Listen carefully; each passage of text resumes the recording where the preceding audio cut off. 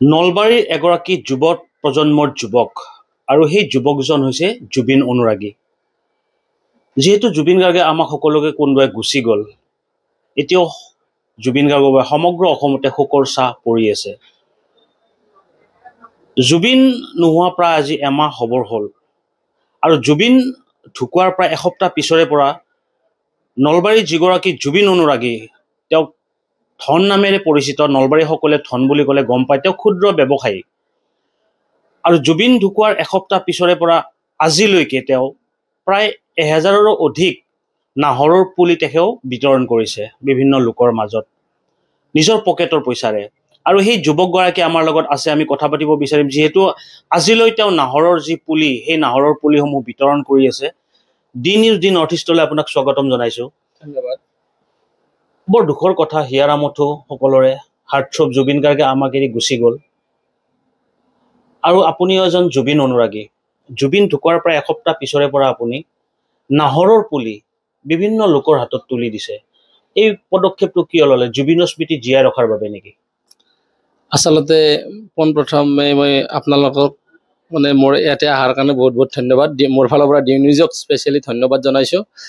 কথাটো হ'ল কি, জুবিন দাক এতিয়াই নহয় বহুত আগৰ পৰাই ভাল পাওঁ। আৰু যিহেতু জুবিন দাৰ যোনবিলাক আমাৰ কথা বতৰাই তেওঁৰ কথাবিলাকে বহুত বেছি আমনি এতিয়াও কৰি আছে, তথাপিও অলপ শান্তি ল'ব বিচাৰিছোঁ। নাহৰত জুবিন দাই বহুত বেছি ভাল পাইছিল নাহৰ গছটো, আৰু সেইকাৰণে জুবিন দাই নাহৰ গছ বুলি নহয়, প্ৰকৃতিৰ লগত তেওঁ এটা প্ৰেম কৰিছিলে। সেইকাৰণে চৰাই চিৰিকটিও তেওঁৰ যেতিয়া মৃত্যুৰ শোক পালন কৰিছে, এতিয়াও তেওঁৰ যোনবিলাক কুকুৰ মেকুৰী হাঁস যি আছে তেওঁৰ ঘৰত কান্দিছে, জীৱ জন্তুৱে তেওঁ কান্দিছে, মানুহটো বেলেগ। আৰু জুবিন দাক গোটেই অসমে নহয়, এতিয়া ভাৰতবৰ্ষে নহয়, গোটেই বিশ্বই কান্দিছে জুবিন দাৰ কাৰণে। আৰু জুবিন দাৰ মৃত্যুৰ পিছত ৰেকৰ্ডৰ ওপৰত ৰেকৰ্ড আহি আছে, আপোনালোকেও গম পাইছে, আমি আপোনালোকৰ নিউজৰ জৰিয়তে গম পাই আছোঁ। কথাটো হ'ল কি, মই নাহৰ পুলি জুবিন দাৰ মৃত্যুৰ পিছত এইটোৰ কাৰণে বিতৰণ কৰি আছোঁ। গোটেই অসমতে আজিৰ পৰা 5-10 বছৰ পিছত যিমান মানুহৰ ঘৰ আছে, প্ৰত্যেক ঘৰতে এডাল এডাল নাহৰ ৰোৱক, আৰু প্ৰত্যেক ঘৰতে নাহৰ হওক। আৰু অসমত মানুহে যেতিয়া বাহিৰৰ পৰা মানুহ আহিব, তেতিয়া সুধিব এই গছডাল ইমান বেছি কিয়, আৰু অসমত ইমান নাহৰৰ গছ কিয় ৰুইছে। তেতিয়া মানুহে গম পাব যে এইটো আচলতে জুবিন দাই বেছি ভাল পাইছিলে, আৰু মানুহে গৌৰৱেৰে ক'ব এইটো জুবিন দাই ভাল পাইছিলে গছৰ পুলিটো, সেইকাৰণে আমাৰ সন্মুখত ৰাখিছোঁ। আৰু এই নাহৰৰ তলত, জুবিন দাৰ নাহৰৰ তলত আমি সকলোৱে জিৰাম, আৰু নাহৰডাল দেখা পালে আমি গাম মায়াবিনী। আৰু সেই গছৰ নাহৰৰ ছায়াত সকলোৱে একবাৰ জুবিন দাৰ মায়া গীতটো গালে আমি মই শান্তি লাভ কৰিম, মই ভাবোঁ। আৰু এতিয়া মই নাহৰৰ গছৰ পুলিটোক নাম দিছোঁ। যেতিয়া মই কাষ্টমাৰকে হওক, মোৰ লগ বন্ধুৱে হওক, তেওঁলোকক দিয়াৰ সময়ত মই কওঁ এইডাল জেঠজি নাহৰ। মই নামকৰণ কৰিছোঁ এইডালৰ নাম জেঠজি নাহৰ, জুবিন গাৰ্গ নাহৰ। তাৰমানে জেঠজি বুলি ক'লেতো আৰু অসমতে নহয়, এতিয়া বিশ্বতে গম পায়। এতিয়া মই খালি কওঁ জেঠজি নাহৰ, আৰু তেতিয়া বাকীবিলাক লগ বন্ধুৱে কয় জয় জুবিন দা। যেতিয়া আপুনি নাহৰৰ পুলিসমূহ বিতৰণ কৰিছে, ধৰক এই পুলিসমূহ ডাঙৰ হ'ব, যেতিয়া আপুনি কৈছে যে সেই নাহৰৰ তলত আমি জিৰাম, সেই গছডালক দেখিলে হয়তো আমাৰ জুবিন দা যেন জীয়াই আছে সেনেকুৱা এটা অনুভৱ হ'ব। এইটোৱে মই কৈছোঁ যে বাহিৰৰ পৰা আমিতো অসমবাসী ৰাইজে সকলোৱে জানো জুবিন দাৰ নাহৰ গছটো স্পেচিয়েলি বেছি ভাল পাইছিল, নাহৰ ৰুব কৈছিলে। আমিতো অসমৰ ৰাইজক ক'ব লগা কোনো কথাই আহি নপৰে। যদি কোনোবাই বাহিৰৰ পৰা আহি আজিৰ পৰাই 10-15 বছৰ পিছত এনেকুৱা এটা পৰিৱেশ হৈ যাব, গোটেই অসমখনে নাহৰ হৈ যাব। আৰু তেতিয়া যেতিয়া সুধিব যে ইমান নাহৰৰ গছ কিয়, ইমান অসমৰ প্ৰত্যেক ঘৰ মানুহতে আমি নাহৰ দেখিছোঁ, ইয়াৰ উদ্দেশ্য কি, তেতিয়া গৌৰৱেৰে ক'ব যে এইটো আমাৰ এটা অসমৰ ছিংগাৰ জুবিন গাৰ্গ বুলি ক'লেতো ইয়ালি বুলি ক'লে আৰু ক'ব লগাই নাই। তেতিয়া ক'ব জুবিন গাৰ্গৰ কাৰণে ৰৈছে। সেইটো বস্তু আমি যাতে কৰি ৰাখিব পাৰোঁ, বা জুবিন দাক আমি অনুসৰণ কৰিব পাৰোঁ। আমি সকলোৱে আহক জুবিন দাৰ কাৰণে এডাল নিজৰ ঘৰত নাহৰ পুলি ৰুওঁ।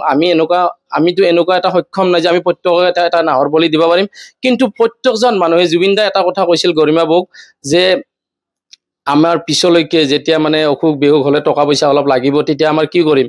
তেতিয়া জুবিন দাই গৌৰৱেৰে বৌক কৈছিলে যে অসমৰ মানুহে যদি মোৰ বেমাৰ হ'লে 1 টকাকৈ দিওঁ, তেতিয়াও মোৰ কোটি কোটি টকা হৈ যাব। আমি বা ইমানখিনিতো ক'ব নোৱাৰোঁ, কিন্তু নিজৰ সন্মুখত ইমানখিনি কথা ক'ব পৰা মোৰ ইমান এটা কেপাচিটি নাই, বা কথা কোৱা অভ্যাস নাই। তথাপিও জুবিন দাৰ কাৰণে 2 এষাৰ কৈছোঁ, যদি কিবা ভুল ভ্ৰান্তি হয় আপোনালোকে মাফ কৰিব।